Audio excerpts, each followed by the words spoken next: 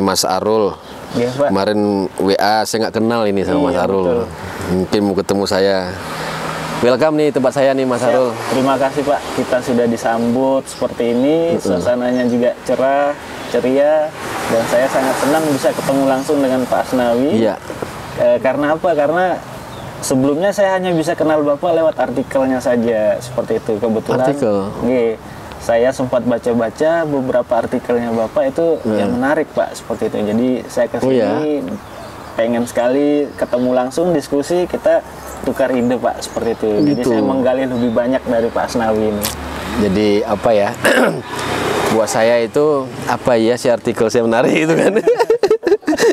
Ya nggak tahu nih artikel yang mana Mas Arul. Ya, jadi yang lesson learn dari Ngelanggeran Pak, Desa Wisata Ngelanggeran. Saya ini kan kerjanya di Dinas Pariwisata Provinsi Jawa Tengah Pak. Jadi memang apa namanya programnya kita itu bagaimana sih kita menggandeng masyarakat, mendorong masyarakat, memfasilitasi masyarakat biar lebih berdaya di dalam bidang pariwisata seperti itu. Jadi saya pengen langsung nih Pak bertanya ke Pak Asnawi, ya pengalamannya seperti apa sih? Gini Pak, itu kan disebutkan bahwa kita sambil ngopi-ngopi ya, minum ya. Siap-siap.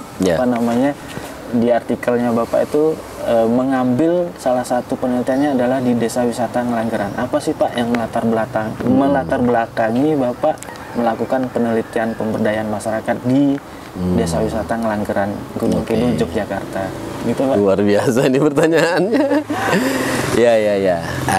Arul ya. Jadi memang ini sebenarnya mimpi besar kita ya, Indonesia yang sebenarnya itu kaya ya akan banyak hal ya, sumber daya alamnya, termasuk sumber daya kekayaan khasanah budaya lokal ya yang adiluhung sekali ya. Saya melihat itu sebenarnya kita itu tidak perlu repot-repot ya, kemudian apa namanya bersaing dengan negara maju karena Indonesia ini nenek moyang kita misalnya ya, alam kita itu sudah menawarkan berbagai macam potensi yang kalau kita sedikit saja mau peduli gitu ya, itu kita wow banget menurut saya. Nah, jadi dalam hal ini tuh saya mau lihat ya pengalaman yang menurut saya sangat berarti ya. Salah satunya di Desa Ngelanggeran ya. Bagaimana masyarakat itu bisa ya memanfaatkan lingkungannya untuk meningkatkan ekonomi mereka. Salah satu di Ngelanggeran itu adalah potensi wisatanya ya, potensi apa sumber daya hayati yang cukup banyak di sana ya. Jadi dengan pegunungannya, dengan hijau-hijaunya, yang saya tertarik itu skala mereka itu bukan lagi skala bahkan di tingkat Jawa Tengah loh. Ya, kalau kita lihat dari orang-orang yang datang ke sana, bahkan skala mancanegara. Bagaimana local resources ini ya, masyarakat yang betul-betul di Desa Ngelanggeran itu bisa tampil di dalam percaturan, kalau saya sebut ya, itu pariwisata global. Saya sebut seperti itu. Nah, makanya itu yang kemudian melatar belakangi saya kemudian meneliti dalam kacamata ilmu wisata ya. Ya mungkin di Arul pernah baca Middleton ya. Nah, jadi dalam kacamata wisata tadi itu kok bisa ya mereka membangun sebuah menjadi destinasi wisata yang berdaya saing di tingkat global. Nah, ini yang menurut saya selama ini ya salah satu mungkin menurut saya penting ya di negara kita terutama Arul ya. Kita mungkin banyak loh kalau Arul mau belajar ilmu tentang wisata ya.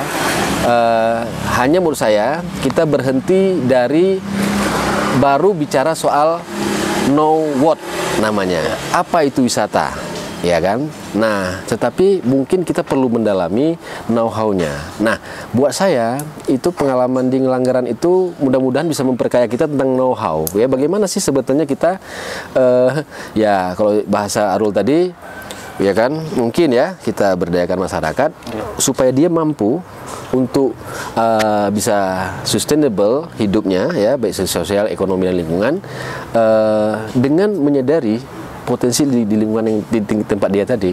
Nah, ini yang barangkali nanti mungkin bisa juga ya, mungkin di-share sama teman-teman. Itu yang saya kaji itu kan dalam international collaboration ya. Nah, itu seperti apa sih? Organizational collaboration. Seperti apa di saat yang sama itu hanya lokal community itu yang menjadi subjek, yang menjadi pelaku utama dan utama di dalam bagaimana desa wisata Ngelanggeran itu bisa sampai seperti ini. Nah, itu buat saya wow banget gitu. Gitu. Menarik, Pak. Jadi sebelum kita bicara tentang interorganizational collaboration itu, saya sebenarnya tertarik dengan istilah di judulnya itu, Pak. Jadi itu kan disebutkan ada community based rural tourism seperti itu. Apa sih bedanya antara sebenarnya apa sih itu, dan apa bedanya dengan community based tourism seperti itu? Karena ada ruralnya sedikit. Mungkin bisa Pak disampaikan sedikit. Jadi kan kita mengenal ada rural, berarti ada urban ya. Nah, berarti kita mencoba memahami sistem sosial yang disebut rural itu kan, berarti kan mereka hubungan sosialnya face to face nih. Mungkin Mas Arul kalau di rumah, kalau di perumahan kan kadang-kadang ketemunya cuma di WhatsApp ini kan. Kalau yang namanya di rural itu kan dia bertetangga, ya kan, face to face ya, modal sosial dan sebagainya. Itu kalau kita bicara soal ruralnya, ya kan.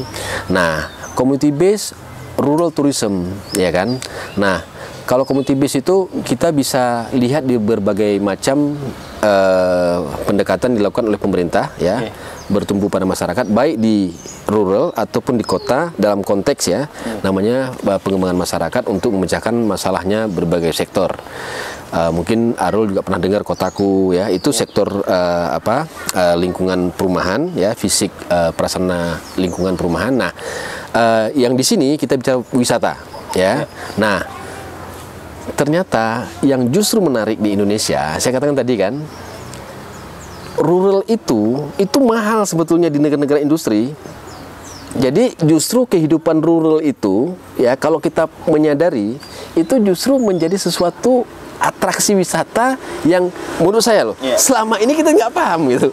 Contoh gitu kan, misalnya di kehidupan rural itu bercocok tanam, atau mungkin mungkin kita pernah dengar nggak malam satu suro, itu kan atraksi desa itu, ya kita melihatnya itu ya semua hanya sekedar kegiatan ritual seperti kita pahami, tetapi kalau kita sadari itu, kalau tahu ya, saya kan dulu pernah kerja di Jerman ya, mereka kalau tahu itu, wah, saya bilang itu ya, datang, mereka ingin tahu sebetulnya seperti apa sih ya. Nah, jadi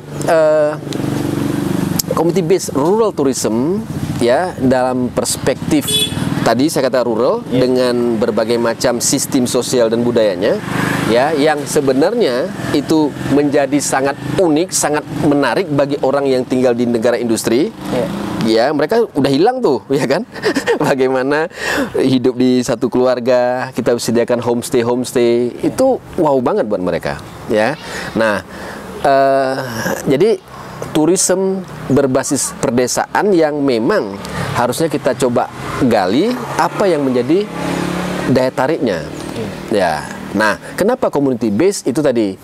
Kalau kita bicara sustainable development, sebenarnya kan kehidupan yang seimbang ya, antara sosial, ekonomi dan lingkungan. Nah, terkadang selama ini yang sering terjadi conflicting ya. Nah, yang kemarin yang di Ngelanggeran itu saya heran ya. Di saat kita bertarung di global, banyak pemain-pemain kapital. Ya, ini mungkin kita bisa belajar dari Bali ya. Itu mereka bisa survive. Ini saya katakan, sebenarnya kan jangan sampai nanti ketika kita melihat Bali itu bagus loh ya. Destinasi wisata yang bagus loh. Tapi mungkin ya posisinya itu masyarakat aslinya itu hanya jadi penari, tetapi mereka tidak memiliki tidak menjadi pelaku bisnis wisata itu sendiri. Jadi mereka hanya sebagai pelaku yang menjadi penyuplai, penyuplai tarian dan sebagainya. Tapi semua itu yang pegang, mohon maaf, itu pemodal besar kan. Betul. Nah, Ngelanggeran itu menarik. Community base itu artinya apa? Masyarakat menjadi subjek, masyarakat menjadi pelaku utama. Ini yang buat saya itu luar biasa. Ya, bagaimana tuh kok bisa masyarakat kemudian bertahan? Ya, tentu saja kita tidak bisa menutup mata. Syarat untuk yang namanya daerah wisata itu kan pasti ada akomodasi, pasti ada promosi, pasti ada atraksi, ya kan, dan transportasi dan sebagainya itu. Nah, kalau kita baca di artikel saya itu, ternyata itu tidak harus dilakukan oleh masyarakat, tetapi tetap yang menarik di Ngelanggeran itu masyarakat tetap menjadi aktor utamanya. Jadi silakan saja tuh biro travel, ya, kemudian menyediakan pelayanan promosi dan sebagainya, ya. Kemudian ada transportasi, ya, berbagai macam biro-biro transportasi yang menyediakan transportasi. Mereka tidak perlu harus kemudian bersaing di dunia transportasi. Tetapi begitu masuk di Ngelanggeran, mereka punya rumah lah, mereka merasa di rumahnya sendiri. Nah, ini yang menurut saya barangkali menarik, dan itulah yang disebut menurut saya community base, ya, bertumbuh masyarakat. Cirinya satu, ketika masyarakat menjadi subjek, bukan menjadi objek. Itu